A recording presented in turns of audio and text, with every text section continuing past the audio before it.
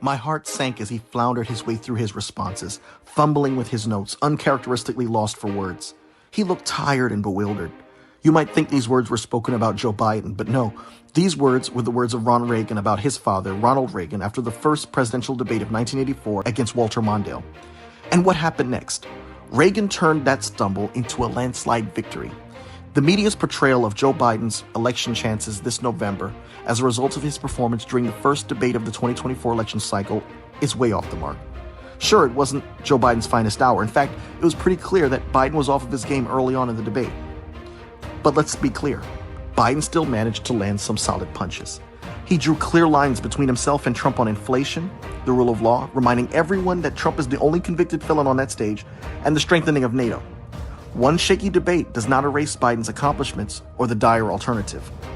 The same pundits, people, talking heads, and donors who were singing Biden's praises for his stellar State of the Union address this past March are now running around with their hair on fire because of a 90-minute debate. Folks, let's keep some perspective. Let's dive into the history books. Many candidates have had a bad night on the debate stage and still went on to win re-election. Remember Barack Obama in 2012? His debate was a snooze fest against Mitt Romney. Democrats were literally pulling the hair out of their heads as a result of that debate. But Obama bounced back and won re-election comfortably. And then there was George W. Bush in 2004, who lost debates against John Kerry. He went on to win re-election. And Hillary Clinton won all 3 of her debates against Donald Trump in 2016. And don't get me started on summer polls. Michael Dukakis was riding high in the summer of 1988, only to crash and burn in November.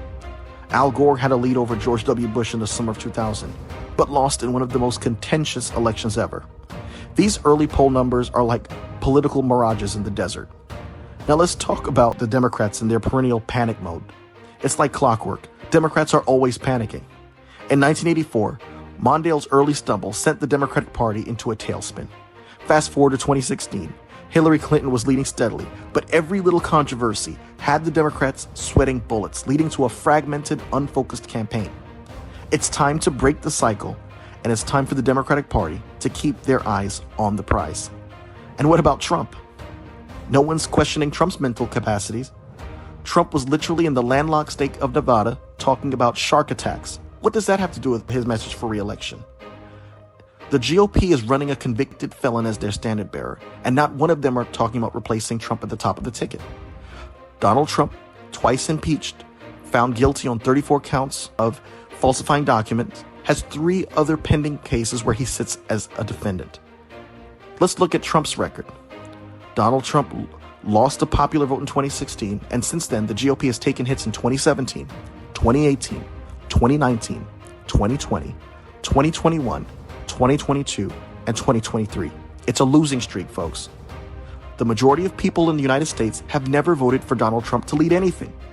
Betting on Trump's comeback is like betting on a horse that's lost every race in the past 7 years. The man is a fading star, and it's high time the Democratic Party start recognizing it and act accordingly. We've got months to go before the election, and there's plenty of time for Biden to recover and dominate the narrative. Campaigns are roller coasters with highs and lows. Biden's presidency is packed with legislative wins and policy triumphs that will shine brighter as we get closer to Election Day. Democrats, Democratic fundraisers, donors need to stop the panicking, and they need to stop this foolish talk of replacing Biden with some mysterious political savior out there at the top of the ticket. I've had the privilege of having Professor Alan Lichtman, the creator of the 13 Keys to the White House model, the only model that has accurately predicted the outcome of every presidential election since 1984. I've had Professor Lichtman as a guest on my podcast, The Political Mic, and Professor Lichtman said that the incumbency key is currently in favor of the Democratic Party because Biden is at the top of the ticket. If Biden were to be replaced with someone else at the top of the ticket, the Democrats would be forfeiting that incumbency key, making it much more difficult to defeat Trump in November. Democrats need to keep pushing forward, highlight their successes, and rally around the mission to secure another term for Joe Biden, but more importantly, secure democracy. Donald Trump's campaign is not about tax cuts. It's not about tariffs. Donald Trump has forgotten the forgotten man. His campaign has one focus: revenge. It's a personal vendetta. It's about going against those he deems as his political enemies. This is a marathon, not a sprint, and the Democrats have to remain focused.